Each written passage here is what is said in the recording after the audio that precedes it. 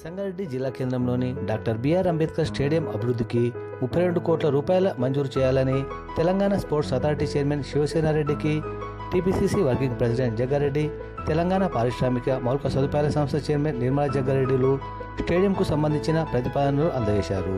ఈ కార్యక్రమంలో మాజీ గ్రంథాలయ సంస్థ chairman Topaji Ananthakishan, AMC chairman Ramachandra Nayak, Kandi మండల కాంగ్రెస్ పార్టీ అధ్యక్షులు మోతీలాల్ నాయక్, యూత్ కాంగ్రెస్ నాయకులు కూన సంతోష్, కిరణ్, గుడితాండ, దుల్యనాయక్ తదితరులు పాల్గొన్నారు.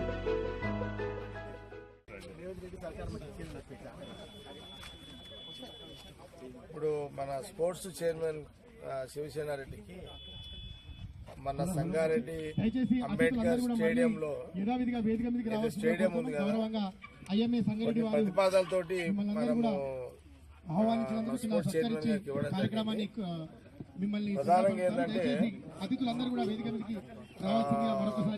మేజర్గా ఏంటంటే గత కొన్ని సంవత్సరాల క్రితం మనకు స్పోర్ట్స్ హాస్టల్ ఉండే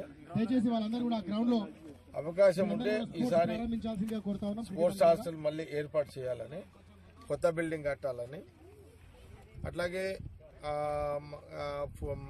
ఫుట్బాల్ మ్యాచ్ కోచ్ కానీ, వాలీబాల్ కోచ్ కానీ, అట్లాగే ఇవి ఇంకా లైటింగ్ ఏర్పాట్లు కానీ, ఇండోర్ స్టేడియం కావాలని.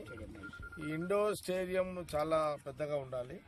ఇండోర్ స్టేడియం కూడా ఏంటంటే ప్రధానంగా అందులో ఇండోర్ స్టేడియంలో badminton, volleyball and indoor stadium ఏమున్నాయి ఇంకా gym, volleyball, kabaddi, basketball, badminton, ఇవన్నీ కూడా షటిల్ కూడా ఇవన్నీ ఇండోర్ స్టేడియం ఉండాలి. మిగతా అన్ని క్రికెట్ కి సంబంధించి కానీ, ఫుట్బాల్ కి సంబంధించిన కోచెస్ లేరు. అంటే ఇది జిల్లా హెడ్ క్వార్టర్ మనకు ప్రధానంగా దాదాపు 5-6 కాన్స్టిట్యూన్సీలలో కానీ చుట్టుపక్కల విలేజెస్ ఈ గేమ్ల మీద ఇంట్రెస్ట్ ఉంటారు. ఇప్పుడు కూడా రెగ్యులర్గా ఆడుతుంటారు. కాబట్టి కొంత మనం దాదాపు అందుకే ఒక 32 కోట్లతో దీన్ని డెవలప్ చేయాలని మన వాళ్ళందరూ, నా సంతు కానీ, సేటు, మన కిరణ్, చాలా రోజుల నుంచి మనం ఇక్కడ. ఇంకోటి ఏంటంటే లోకల్గా డిమాండ్ స్టూడెంట్స్ వైపు నుండి, ఎంప్లాయీస్ వైపు నుండి ఎవరైతే స్పోర్ట్స్ మీద ఇంట్రెస్ట్ ఉంటుందో వాళ్ళందరూ ఇంట్రెస్ట్ ఉన్నది. మనం పోయిన గవర్నమెంట్లో 10 years ఏం చేయలేకపోయినాము. ఇప్పుడు మన కాంగ్రెస్ గవర్నమెంట్ ఉంది కాబట్టి దట్ శివసేనారెడ్డి ఇప్పుడు దాని చైర్మన్ ఉన్నావు కాబట్టి దీన్ని ఈరోజు ఇది ఒకటి కొంత పెట్టిస్తే బాగుంటుంది. అది